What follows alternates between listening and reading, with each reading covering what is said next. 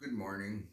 Today is the 22nd of February 2023. I think you're seeing it.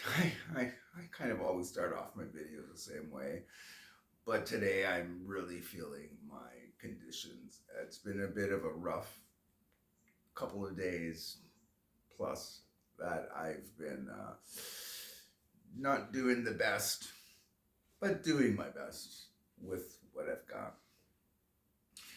Unfortunately, as you know, I need to distract myself from when I'm doing especially not so well. I don't have a lot of movement, so therefore relying on my phone, me scrolling. And I stumbled onto this case, which it's a bit of an older one. I think it happened in 2022. I'm not 100%, maybe in the 20s, I'm not sure. Uh, this one's rough.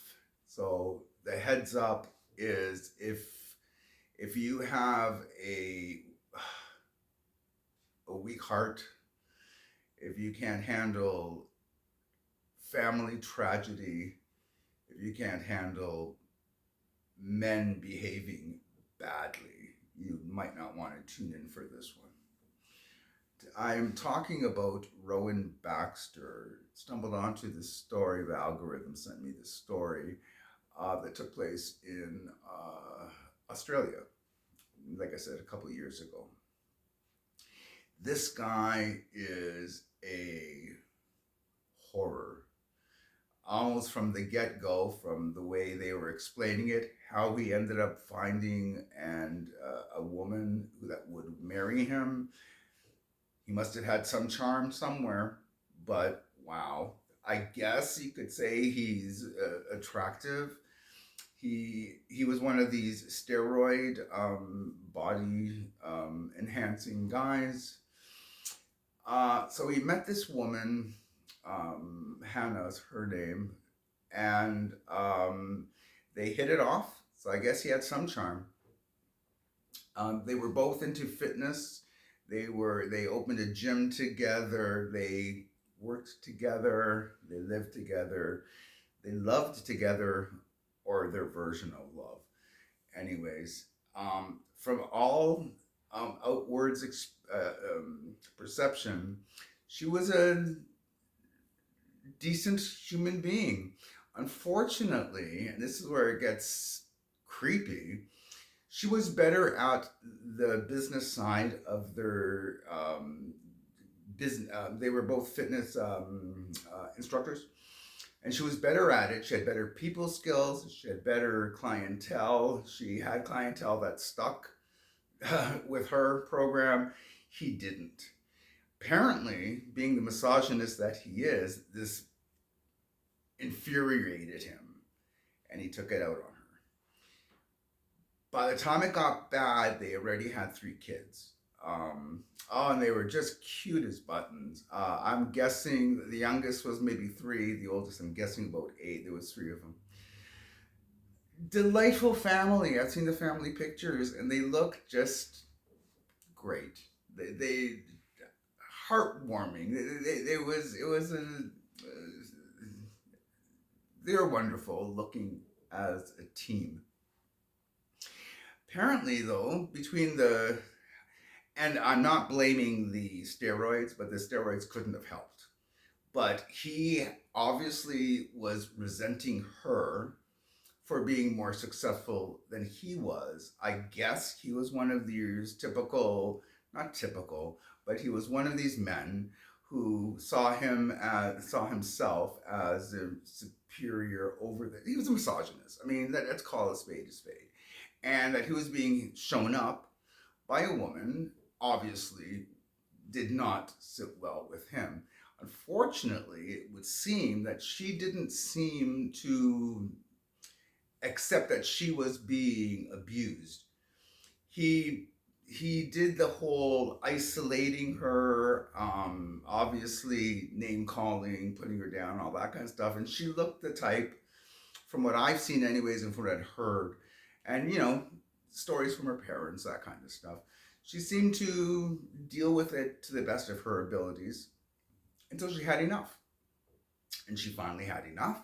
And as the laws were, he had access to the children. And my default position is always that regardless what happens in the marriage, the children are they should have equal access to both parents.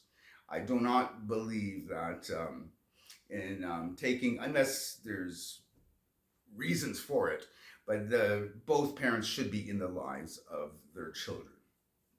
And that was her setup. I think she moved back home, and the children would go. I think they were primary with her, and then they would have visits with dad. And dad would. He was just a creep. I mean, my God, this guy is just so despicable. And finally, he had enough. What I mean by enough is he was one of these, it would appear, if I can't have you, no one will. And this is where it gets pretty graphic and uncomfortable. If you're not comfortable in hearing out the way this tragedy ends, tune out. So I'm not exactly sure why. Maybe she was dropping off the kids, that kind of thing, to him. But now he jumps in the car and berates her to drive. She's scared. She's listening to him. She's hoping to. Obviously, a woman in that situation would have some idea of how to handle bad behavior like this. You would imagine. I would imagine, anyways. So she listened to him, but she was smart enough and aware enough to stick to what she hoped for were busy-ish streets. She certainly wanted. Oh, this is so sad. She wanted. She was not comfortable being alone in the car with this man, and the three kids are in the back seat. She pulls up. It's a residential street, apparently. She pulls up beside a man who's outside washing his car, if I understand the story correctly. And he's watching this drama taking place in front of him, right? She's obviously scared out of her mind, and this guy douses her and the children in, as I say, petrol, I'm guessing gasoline, and berating her and all that. She is terrified. Oh my God, this is obviously a step further than he's ever gone before. The guy who's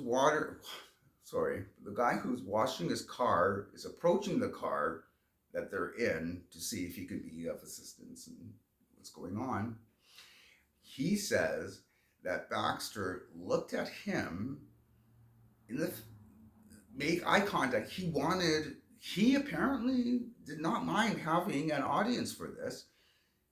Clicks the lighter on, and throws it on her. And of course, the flames travel to the kids. Yikes, right? So the car is in flames. The guy who's washing his car is doing what he can, but he can't get through because of the flames are too harsh. She manages to get out, and they didn't know, but so did Baxter. But she managed to get out. The guy, she was burned 90% of her body. She was not going to survive this. As he's putting out the fire, she's saying, my kids are in the car. He tried to get to the car, and he couldn't. The flames were just too huge. If there's a God, those kids went that fast, because to be burned alive, I cannot imagine. Now, again, I do apologize for the graphicness of this. It's just, I got this story. It freaked me out. I need to get it off my chest. Therefore, what better way to do it than through you guys? As she's passing away, she managed to give the description of her husband, her ex, I guess, at this point, and passed.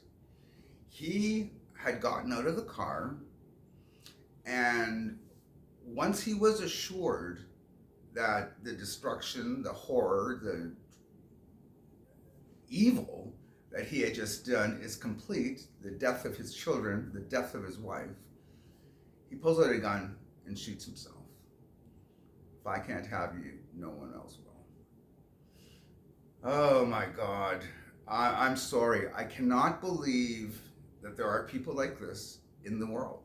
I do not say that the steroids had anything to do with it other than tip him or help tip him over, but he was already there.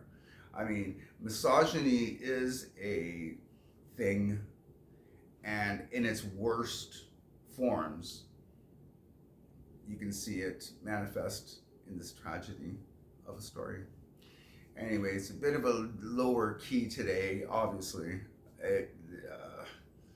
I'm still shook over this whole story, but at least I got it out. Anyways, that's what's going on behind the patch this morning. I'll talk to you guys later. Hope you guys have a good rest of the day.